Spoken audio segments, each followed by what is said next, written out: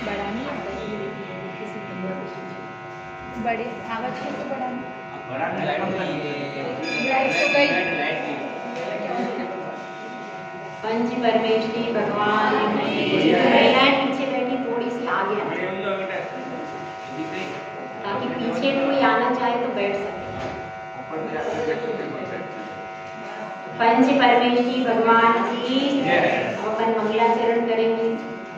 नमः श्री वर्धमानाय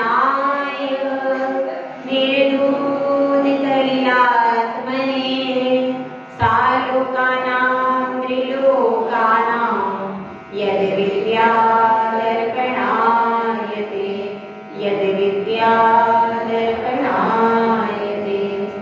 परम पूज्य आचार्य श्री आदि सागर जी महाराज की, परम पूज्य आचार्य श्री मारू कीर्ति महाराज की, परम पूज्य आचार्य श्री विमल सागर महाराज की, परम पूज्य आचार्य श्री तपस्वी सम्राट सन्मति सागर महाराज की, परम पूज्य आचार्य कुबेर सुंदर सागर महाराज की, आई समय ईश्वर धर्म की, जिनवाणी माता की, हारिका मती माता जी की, हारिका सबकी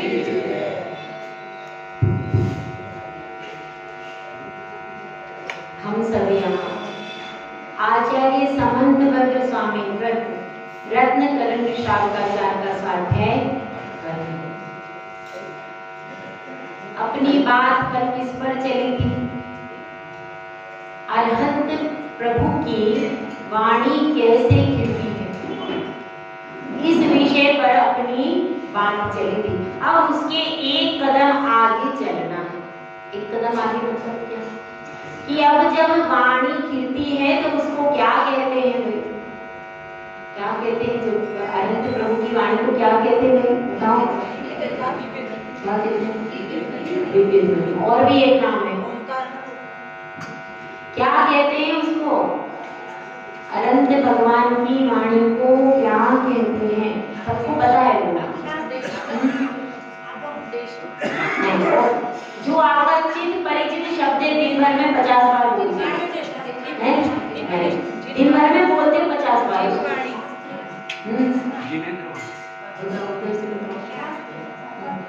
जिनवाणी। और क्या मैं कह रही हूँ ना, जो आपका चित परिचित शब्द है उसी की बात चली आ रही। आप क्या बोलते हो? जिनवाणी। जन जन की वाणी नहीं है, वो जिन की वाणी है। जिनेंद्र भगवान की वाणी है, जनवाणी नहीं है। किसकी वाणी है? जिनेंद्र भगवान की वाणी है, जिनवाणी है। तो उसी जिनवाणी के स्वरूप के बारे में हमें समझना है। अब हम ये विचार करें कि जिनवाणी क्यों पढ़ना चाहिए? क्यों पढ़ना चाहिए भाई जिनवाणी? बता दो आप। अभी तक यही नहीं बता पाए मंदिर क्यों जाना चाहिए। दूसरा प्रश्न और माता जी ने दे दिया है, आप बताओ जिनवाणी क्यों पढ़ना चाहिए? क्यों पढ़ना चाहिए? आत्मा के कल्याण के लिए सबसे अच्छा फिक्स आंसर है। आत्मा के कल्याण के लिए जिनवाणी को पढ़ना चाहिए। तो अब अपनी बात यह चल रही है कि जिनवाणी हमारे पास है और हमारे पास हमको जिनवाणी का ही आसरा है क्या? और किसी चीज का आसरा नहीं है। क्योंकि देखिए अनंत भगवान अभी पंचम काल में हमारे साथ है। उन साक्षात है क्या? साक्षात नहीं है। उनका जिन बिंब हमने मंदिर में विराजमान कर दिया। लेकिन अगर हमसे कोई गलती होगी, अगर हम मोक्ष मार्ग पर चलते हुए पर भटक जाएंगे तो वो संभाल सकते हैं क्या? नहीं संभाल सकते। हमारी भक्ति से उनके प्रति भक्ति करके हम समझ सकते हैं, लेकिन वह सही तरीके से दिशा निर्देश दे सकते हैं क्या? नहीं दे सकते। तो दिशा निर्देश देने में कौन सक्षम है? अभी जितने भी और जो साधु हैं वे सब क्षयोक्षम ज्ञानी हैं। उनका ज्ञान भी क्रम से घटता जाता है। उनका ज्ञान भी इतना नहीं है कि वो आपको आद्योपांत शास्त्र दिन भर पढ़ा सके, दिन भर उसी में लगे रहे। और उनका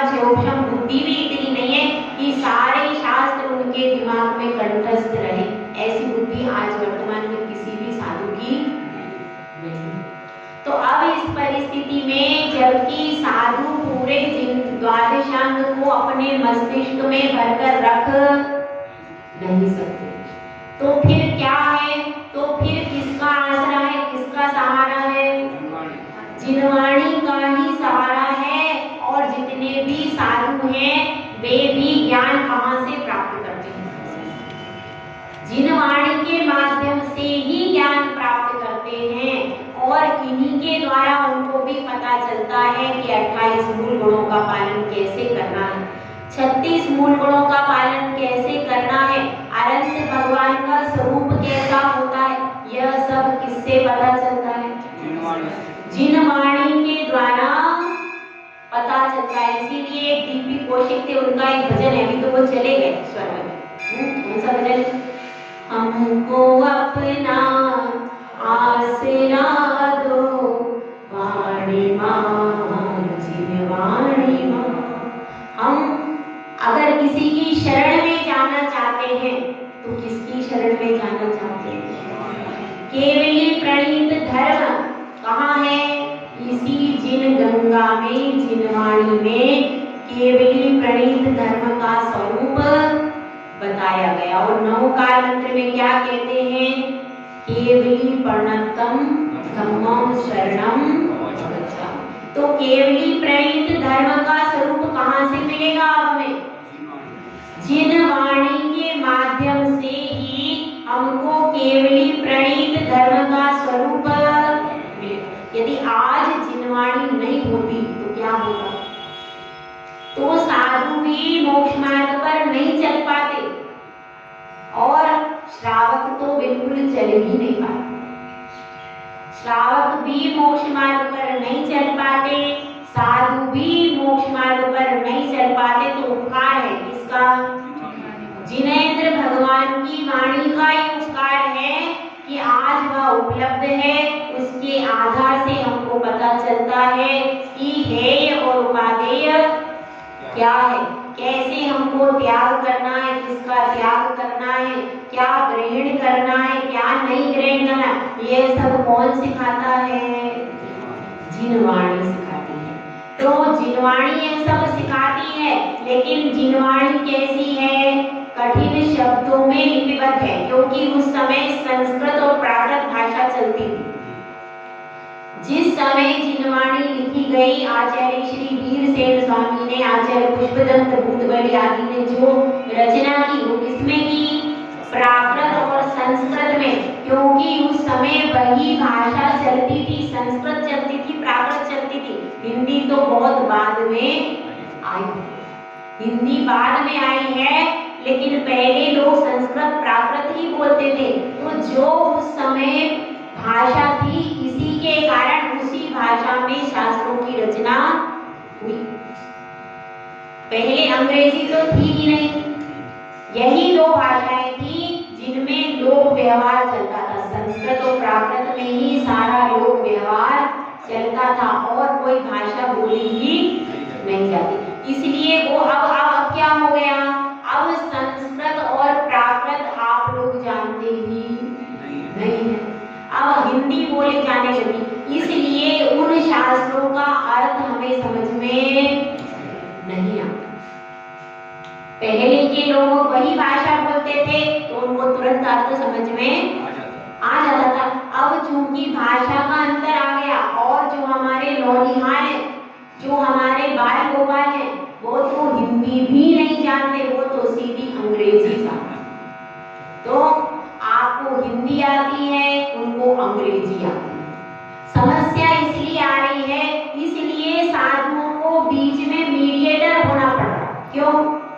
बीच में ट्रांसलेटर होना पड़ रहा है। क्यों? क्योंकि आप हिंदी जानते हो और आपके नौनिहाल अंग्रेजी जानते हैं।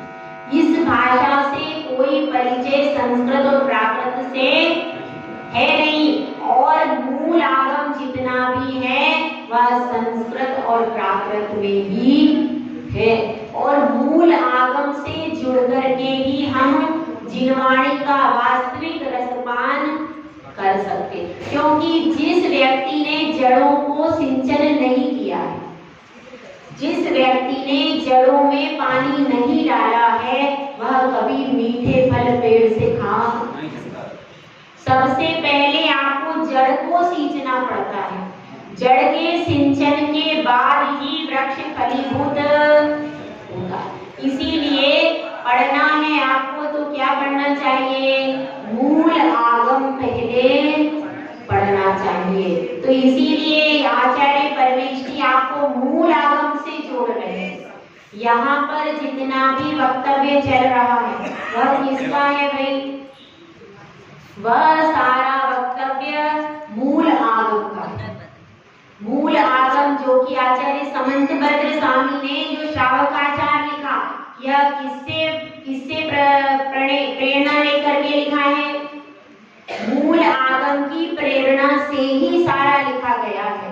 और वे भी उच्च कोटि के विद्वान, तार्किक और न्याय के विद्वान, हर प्रकार से योग्य थे। वाद विवाद करने में भी सिंह के समान थे। ऐसे तार्किक चूड़ामणि आचार्य समंतभद्र स्वामी का शास्त्र हम सब पढ़ रहे हैं। तो उन्होंने क्या कहा है जिनवाणी के बारे में? जिनवाणी कैसी है, उसका स्वरूप क्या है, इसको अगले श्लोक में हम लोग पढ़ने का प्रयास करते हैं। आप्तोपज्ञमनुलंघ्य माद्रष्टेष्ट विरोधकम् तत्त्वोपदेशत् सार्वम् शास्त्रं कापत्यघट्टम्। अब इसको थोड़ा समझना है। इस पूरे श्लोक में वाणी जैसी है, पूरा का पूरा उसका स्वरूप बताया। अब हम जिनवाणी के द्वारा ये तो जानते हैं कि आत्म कल्याण करना चाहिए, लेकिन उसका स्वरूप कैसा है इसको जानते नहीं जानते। इसलिए अन्य भी शास्त्र की तरफ खींचे चले आते हैं। और भी कहीं कोई शास्त्र पढ़ रहा हो, कोई मोबाइल में आ रहा है प्रवचन, कहीं उनकी शब्द वर्णनाएं अच्छी लग गई तो हम उसी को सुनने के लिए तैयार हो जाते। इसलिए यहाँ पर बता रहे हैं कि सावधान हो जाओ, अपने कान में कचरा मत भरो। क्या नहीं भरो? अपने कान में कचरा मत भरो, क्योंकि फिर वह कचरा कान में फंस जाएगा और बाद में आपको दिक्कत हो जाएगी। तो इसलिए इसमें बता रहे सबसे पहले जो जिनवाणी है तो वह कैसी है? आप्तोपज्ञ, आप्त के द्वारा कही गई है और किसी के द्वारा कही गई है।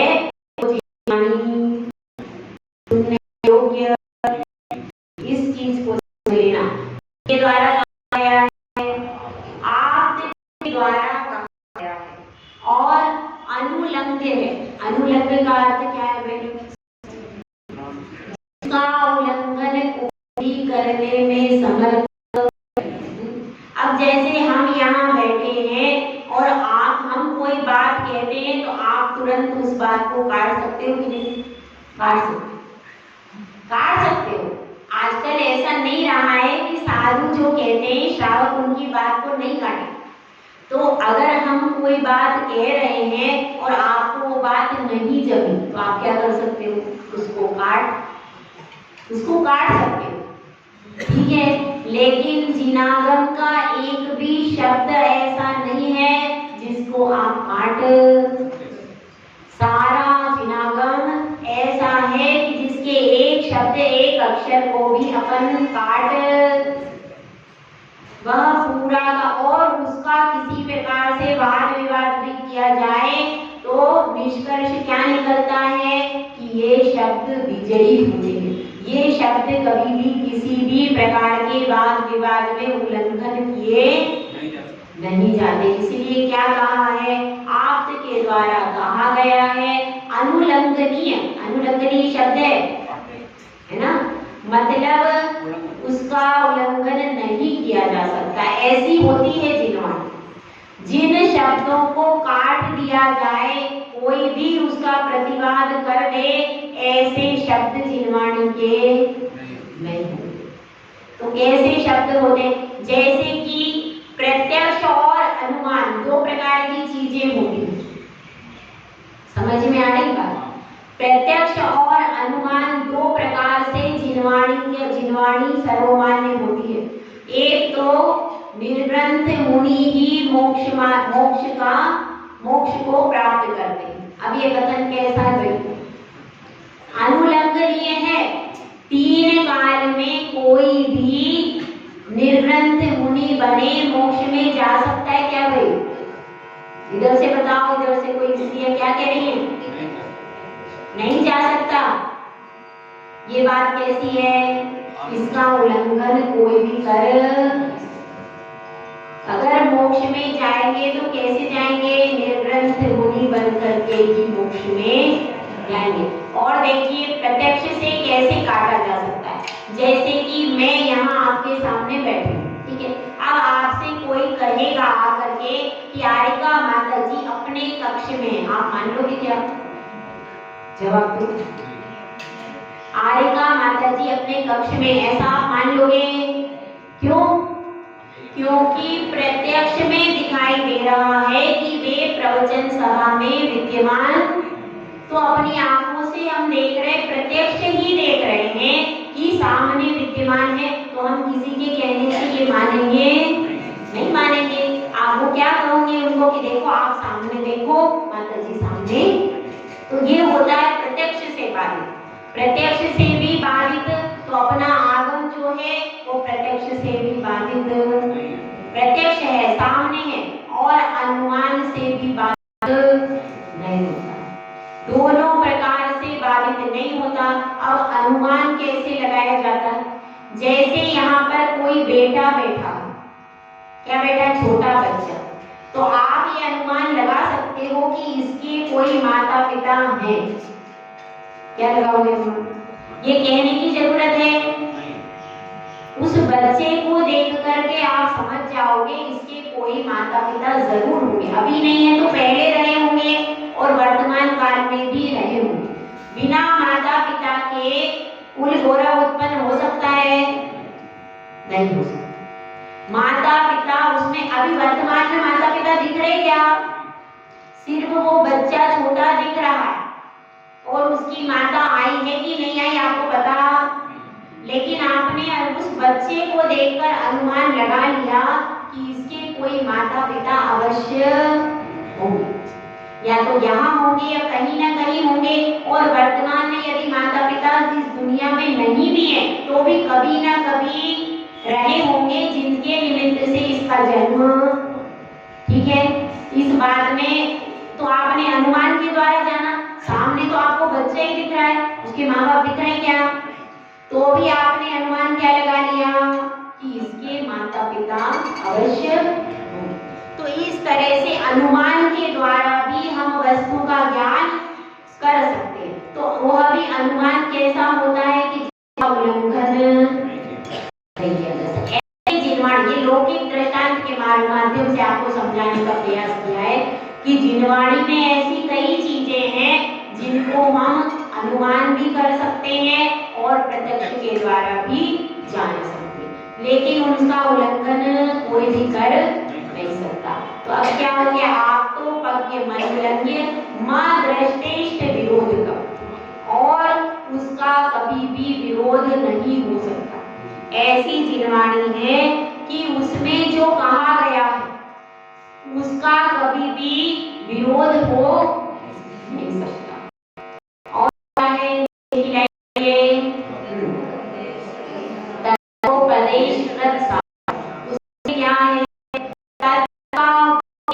ही मूल आगम है। दूसरा उपदेश चल रहा है तो वह मूल आगम। मूल आगम में क्या चीज है? तत्व का उपदेश। कितने तत्व हैं? कौन कौन से भाई? तो ये 7 तत्वों का, 6 द्रव्यों का, 9 पदार्थों का ही उपदेश होता है। अभी यह बताइए, हम यहाँ पर श्रावकाचार पढ़ रहे हैं, इस श्रावकाचार में कौन से तत्व का वर्णन चल रहा है? बताइए। कौन से तत्व का वर्णन चल रहा है? किसका चल रहा है भाई? किसके लिए ये सब लिखा गया? मोक्ष तत्व, जीव तत्व का भी वर्णन है इसमें, और सातों तत्वों का वर्णन आएगा इसमें। सातों तत्वों का वर्णन आएगा, किस तरह से आप संवर कर सकते, किस प्रकार से निर्जरा कर सकते, कर्मों का आश्रव कैसा होता है, सब पूरे सातों तत्वों का वर्णन इस पूरे रत्नचंद्र शावकाचार्य में आएगा। अभी आया नहीं है, पर इस पूरे शास्त्र में कितने तत्व का वर्णन है? पूरे 7 तत्वों का वर्णन इसमें किया जाएगा। तो अब अपनी बात यह चल रही है कि जिनवाणी जो है उसका उल्लंघन कोई भी कर नहीं सकता, उसका विरोध नहीं हो सकता। और क्या है? तत्वोपदेश सार्वम, सबके लिए है तत्वोपदेश। ऐसा नहीं है कि किसी के लिए है किसी के लिए नहीं। तत्वों का और उपदेश किसके लिए है? संसार के जितने भी जीव हैं सबके कल्याण के लिए वह तत्वों का उपदेश है। ऐसा नहीं है कि आपके लिए है इनके लिए, समस्त विश्व के लिए कोई भी जिनवाणी को पढ़कर अपना कल्याण कर सकता है। इसलिए तत्वोपदेश सार्वम, सार्वम मतलब सबके लिए, और शास्त्रम कापत घट्टनम, कापत मतलब। अब यहाँ पर हमारे आचार्य श्री का विशाल भंडार है, तो मिथ्या मत कहो और असमीचीन मत कहो, असम्यक मत कहो, अथवा कहो कापत। कापत का अर्थ क्या है? कुपत भी कहते हैं, कु भी कहो, कु भी कहोगे तो भी कौन सा है? मिथ्या मत। उसके ये सब पर्यायवाची शब्द हो गए, किसके? मिथ्या मत। तो यहाँ पर कापत से मतलब है जो सम्यक नहीं है, सम्यक पथ नहीं है, मिथ्या पथ है। उस मिथ्या पथ का घट्टनम यानी विनाश करने वाला है कौन? जिनवाणी। जिनवाणी पढ़ने से क्या मिलता है? तो जो मिथ्या मत चल रहे हैं उन सारे मिथ्या मतों का विनाश हो जाता है, अपने आप हो जाता है। जैसे कि हमारी दृष्टि यदि अपने ऊपर रहती है तो पर के ऊपर दृष्टि नहीं जाती। इसी प्रकार से जब आप जिनवाणी में सेंटर्ड होते हो तो बाहर की वाणी, बाहर के शास्त्रों पर अपनी बुद्धि नहीं जाती। जितना कुछ सारभूत है वो कहाँ है भाई? जिनवाणी में ही है। अपने शास्त्रों में सारी चीजें, ऐसी कोई चीज नहीं है जो इन शास्त्रों में नहीं है, लेकिन हमारे पास पढ़ने के लिए टाइम नहीं, और टाइम है तो बुद्धि। संस्कृत में लिखा है, कैसे पढ़ेंगे? कठिन भाषा लिखी है। हम अपनी मूल भाषा से तो हट गए और अंग्रेजी को पकड़ लिया। बच्चों को सबको अंग्रेजी दे दी हाथों में, अब क्या करेंगे? हम अपने मूल से हट गए। संसार में जितने हैं देश, आपको बता दें, आपको तो सब पता ही होगा, हम तो बहुत कम जनरल नॉलेज के टच में रहते। तो संसार में जितने भी देश हैं उन सब में शिक्षा का माध्यम मातृभाषा ही है। आप सर्वे कर लेना, सर्च कर लेना, जहाँ पे व्हाट्सएप पे जहाँ जहाँ सर्च करना है उतना सर्च कर लेना।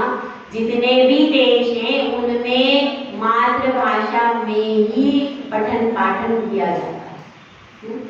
ये तो अंग्रेज आ गए तो हम मातृभाषा को छोड़ करके अन्य भाषाओं में, पहले हमारी पूरा किसमें होता था? संस्कृत भाषा में सारा पठन पाठन होता था हमारा। संस्कृत भाषा में प्राकृत भाषा, इनमें हमारा क्या होता था? शिक्षण होता था। तो जब इनमें शिक्षण होता था और जब विद्वान छंद के, काव्य के, सबके रचयिता बनते थे तो फिर क्या होता था? तो फिर वो बहुत आसानी से शास्त्रों का अर्थ समझ लेते थे और उससे क्या होता था? जिनवाणी का प्रचार प्रसार भी बहुत होता। अब हम मूल भाषा से कट गए तो अपनी जड़ों से हम जुड़े नहीं हैं, तो हमारा विकास कैसे होगा। तो इस प्रकार से यह जिनवाणी के स्वरूप को आप सबने समझा कि जिनवाणी कैसी है, किस किस प्रकार की चीजें जिनवाणी में नहीं। तो अब एक छोटी सी कथा के माध्यम से अपन समझने का प्रयास करेंगे कि जिनवाणी का एक शब्द भी कितना महत्वपूर्ण है। ठीक है, अब देखो, अब दीदी ने कहानी कौन सी सुनाई थी? चोर की, है ना। तो अब हमको भी चोर की ही सुनानी पड़ेगी, है ना, क्योंकि जो एक बार स्टार्ट हो जाए उसी क्रम में आगे बढ़ना पड़ता है। तो एक चोर था, ठीक है। अब उसका जो पिता था वो मृत्यु शैया पर पड़ा था। अब अंतिम समय था और उसने अपने बेटे को कहा कि ऐसा करना, मैं एक अंतिम उपदेश तुम्हें दे रहा हूँ, अब मरते मरते मेरी बात मान लेना। तो चोर ने कहा अब ये मर ही रहा है तो अपन मान ही लो इसकी बात, क्योंकि कहते हैं कि मरते समय व्यक्ति झूठ, ऐसा कहा जाता है कि मरते समय झूठ, भले ही वो बोलता हो जीवन भर, लेकिन ऐसा कहते हैं कि मरते समय उसको कुछ ऐसा लगता है कि अब तो मैं सच बोल दूं, जीवन भर कुछ भी किया हो, कम से कम अंतिम क्षणों में ही पुण्य कमा लूं। तो ऐसा कहते हैं कि अंतिम क्षणों में झूठ नहीं बोलते। तो वह उसका चोर का पिता मर रहा था और उसने क्या कहा कि अब मेरा बिल्कुल अंतिम समय है, सिर्फ तुम मेरी एक उपदेश को ग्रहण करना, इस उपदेश को छोड़ना। तो चोर ने कहा ठीक है पिताजी, आप बताइए, आपके उपदेश का मैं पालन करूंगा। तो उसने कहा देखो, कभी भी जिन मंदिर के पास से गुजरना नहीं, कभी भी जिन मंदिर के पास से मत गुजरना, और कोई गुरु दिगंबर मिल जाए तो उसके पास में जाना, ठीक है। कभी मंदिर के सामने से, और कभी उनके शब्दों को, मूल बात क्या कही, कभी उसके शब्दों को सुनना, कभी उस उपदेश को नहीं सुनना, ठीक है। अब यह बात उसने बाढ़ बांध ली, कौन सी, कि मुझे उपदेश को सुनना, जो मंदिर में उपदेश होता है उसको नहीं सुनना। बस इस प्रकार से अब वह क्या हुआ, वो पिता तो कहाँ चला गया भाई, कहाँ चला गया। जितने मरते हैं सब मर के कहाँ जाते हैं, स्वर्ग में भाई। किसी का आज तक किसी ने नरकवास लिखा ही नहीं, आपने कहीं पढ़ा किसी के लिए किसी ने नरक? पापी से पापी जीव भी कहाँ जाते हैं भाई? हाँ, ये व्यवस्था है हमारी, ये शिष्टाचार है। कितना पापी से पापी जिंदगी भर में कभी मंदिर का मुंह नहीं देखा, और कहीं कत्ल खाने खुलवा रहा है, कहीं शराब बेच रहा है, ऐसे ऐसे लोग हैं। लेकिन भैया मरेंगे तो सब कहाँ जाएंगे? स्वर्ग में ही जाएंगे। बताओ, हमारी व्यवस्था है लोगों में। तो ऐसे ही वो भी स्वर्गवासी हो गए, और स्वर्गवासी हो गए, बड़ी सी फोटो रोज चोर ने अपने शयन कक्ष में रख ली, और उसके चरण छू करके रोज कहाँ जाता है? जो उसका वास्तविक धंधा था, पेशा था, पुरातन, उसी को वह पालन करता। और इस प्रकार से एक दिन ऐसा हुआ कि चोरी करते करते वह बाहर तो आ गया, और उसने जो माल था वह भी रख लिया, लेकिन पीछे से पुलिस आ गई। अब उसको जिस रास्ते से जाना था उस रास्ते से वह नहीं जा पाया, और पास में क्या पड़ता था? जिन मंदिर पड़ता था। तो उसमें शाम का समय था और जिन मंदिर, अब उसने कहा अब तो मैं बच नहीं सकता, अब एक ही रास्ता है, उस दूसरे रास्ते पर पुलिस खड़ी हुई है, अगर उस दूसरे रास्ते पर जाएंगे तो क्या होगा? पुलिस पकड़ करके ले जाएगी। अब क्या करें? तो यही रास्ता, ये दूसरे वाले रास्ते से जाना ही ठीक रहेगा। तो अपन क्या करेंगे? अरे सुनना ही तो नहीं, कानों में उंगली रख लेंगे और धीरे से मंदिर के आगे से निकल जाएंगे। तो ऐसा सोचकर उसने कहा चलो अब जान तो बचानी है, तो इसी रास्ते से चलते। और वह उसी रास्ते से चला। अब उसी रास्ते से चला तो वहां पर बीच में एक पत्थर था, तो पत्थर से ठोकर लग गई। अब वह गिर गया तो कानों की उंगली निकल गई। अब उसमें मंदिर में उपदेश चल रहा था, महाराज जी का उपदेश चल रहा। उसमें क्या बात आई कि देवों की परछाई नहीं पड़ती। इतनी बात उसने सुन ली, उसने फिर से उठा, उंगली लगा ली और आगे निकल गया। अब क्या हुआ, अब पुलिस ने सोचा ये चोर बहुत शातिर है, बहुत बदमाश है, अब इसको पकड़ना है। पूरे नगर में कोहराम मचा रखा है, बहुत परेशान है। अब दूसरा तरीका अपनाते, ऐसे करके वह चोर जो होते हैं वो सत्य व्यसनी होते ही हैं। वो क्या करते हैं, मद्य मांस मधु का सेवन करते हैं। तो अब वह चोर कहाँ जाता था शाम को, कहाँ पर जाएगा बताओ, जहाँ पर शराब की दुकान है वहां जाता था। तो उन्होंने क्या किया, उसी दुकान में बहुत अच्छा सजा दिया उसको। जब वह जाता था उसके पहले एक स्थान ऐसा बना दिया, क्योंकि उसको मालूम था इस रास्ते से रोज यहाँ आता है, तो वहां पर बहुत सुंदर एक ऐसा स्थान बना दिया, बहुत सुंदर। और वहां पर उस चोर ने देखा, अरे यहाँ से तो बड़ी सुगंध आ रही है, तो उनको वहां दरवाजे पर ही खड़ा कर दिया। दो इसमें अप्सराओं को वहां पर अप्सरा बना करके 2 महिलाओं को खड़ा कर दिया और वो बड़ा स्वागत करने लगी। आइए आइए, आपका स्वर्ग में स्वागत है, ऐसा कह करके और उनको अंदर लेकर के गई दो महिलाएं। तो वह देखता रह गया उनके रूप को कि कितनी रूपसी महिलाएं हैं, और वह अंदर आ गया। और अंदर आकर के उन्होंने क्या कर दिया, उसके आगे क्या रख दिया, मद्य रख दी, वह शराब रख दी। अब उसने भी खूब, और वहां पर नृत्य गीत हो रहे, वो जितनी सुंदरियां थी वो वहां पर सामने नृत्य करने लगी, गान करने लगी।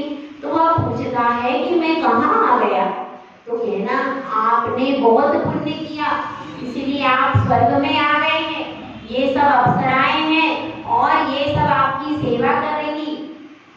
तो उसने सोचा, तो फिर उसको एक बात याद आ गई जो उसने सुनी, कौन सी, कि देवों की परछाई नहीं पड़ती। तो उसने वहां पर क्या बोला कि अच्छा ऐसी बात है, मैं स्वर्ग में आ गया हूँ ना, हाँ आप स्वर्ग में आ गए। तो क्या हुआ, अब उससे कुछ भी उगलवाने का, देखो आपने कोई पाप तो नहीं किया था कभी, ऐसे उसको शराब पी के उगलवाना चाह रहे थे सिपाही आदि, कि ये अंदर से बोल दे कि मैंने कब कब कहाँ कहाँ चोरी की। इसके तो उससे खुलवा रहे थे, आप बताओ आपने क्या, आपने बहुत अच्छे काम किए, तो अब आप अपने बारे में बताइए, आपने पूरी जिंदगी ऐसा कौन सा पुण्य किया कि जिसके कारण आपको स्वर्ग मिला, तो आप अपने कारनामों के बारे में जरा हमको भी बताइए। तो उसको बोलने का बहुत प्रयास किया चोर को, पर वह समझ गया कि ये कोई साजिश है, मैं स्वर्ग में नहीं हूँ, ये सब मुझे सारे अपराध उगलवाना चाहते हैं और बाद में मुझे कैद करके ले जाएंगे। तो वह समझ गया, इसलिए उसने क्या कहा, उसने सिर्फ एक ही बात कही कि मैं तो स्वर्ग में आ गया हूँ और स्वर्ग का आनंद ले रहा हूँ, मैंने तो सब पुण्य ही किए हैं, मैंने तो कोई पाप किया ही। उसने यही बोलता रहा, तो वो लोग अपने उगलवा नहीं पाए, तो क्या करना पड़ा, उन्होंने वैसे ही उसको छोड़ दिया। अब जब छोड़ दिया तो उसने सोचा, चोर ने, कि भाई आज तो एक छोटी सी एक सेंटेंस की वजह से मेरा कल्याण इसी तरह से जिनवाणी है कि इसमें बहुत सारी चीजें हैं, एक भी शब्द का, एक भी अक्षर का यदि आपने श्रद्धान कर दिया और उसके अनुसार आप चल लिए तो क्या होगा, तो आपका कल्याण नियम से होगा। इसके एक अक्षर का श्रद्धान भी कहते हैं केवल ज्ञान की प्राप्ति में निमित्त हो जाता है। और अगर आपको जिनवाणी के एक अक्षर का श्रद्धान नहीं है, बाकी का श्रद्धान है, तो आप मिथ्या दृष्टि, कितना इसका प्रभाव है। तो उस एक लाइन की वजह से वह चोर सोचता है कि मैं आज मृत्यु दंड से बच गया हूँ, यह तो बहुत कल्याणकारी वाणी होगी। जब इसके एक वाक्य से मैं आज मृत्यु दंड से बच गया, तो यदि मैं पूरी जिनवाणी को सुन लूं यह जो उपदेश है गुरु का, उसको अगर मैं सुन लूंगा तो क्या मुझे क्या मिलेगा? तो मेरा सब कुछ अच्छा ही हो जाएगा। तो ऐसा सोच करके वह मंदिर में जाता है और दीक्षा ले लेता है गुरु के पास जा करके। अब उस चोर को तो समझ में आ गया। आपको समझ में आया क्या? अभी नहीं आया, बता अभी आप लोगों को समझ में नहीं आया। जब समझ में आए तब दीक्षा जरूर ले लेना, ठीक है? तो अब अपने को यह समझना है जिनवाणी हमारे लिए कल्याणकारी है, उपकारी है, और इसका एक एक शब्द, एक एक अक्षर हमें संसार समुद्र से पार उतारने में सक्षम है। तो ऐसी जिनवाणी जो कि हमेशा हमारा कल्याण कर रही है, उसके लिए शत शत वंदन है। वंदन है कि नहीं भाई? शत शत वंदन है। उसी को हम माथे पर चढ़ाते हैं और माथे पर चढ़ा करके कितनी अच्छी अच्छी स्तुतियां लिखी गई जिनवाणी की, लिखी है ना? कौन कौन सी लिखी गई है? सब आपको आती होंगी अच्छी अच्छी जिनवाणी माता की। तो ऐसी उस जिनवाणी माता की अपन विनय करते और 4 पंक्तियां उस जिनवाणी के लिए बोलते हैं। हे शारदे मां, हे शारदे मां, अज्ञानता से हमें तार देना। तो उस जिनवाणी के लिए यही हमारी सबकी प्रार्थना है कि यह जिनवाणी हमें अज्ञान रूपी तिमिर से तारने में नौका बने। जय बोला जय श्री सुंदर सागर महाराज।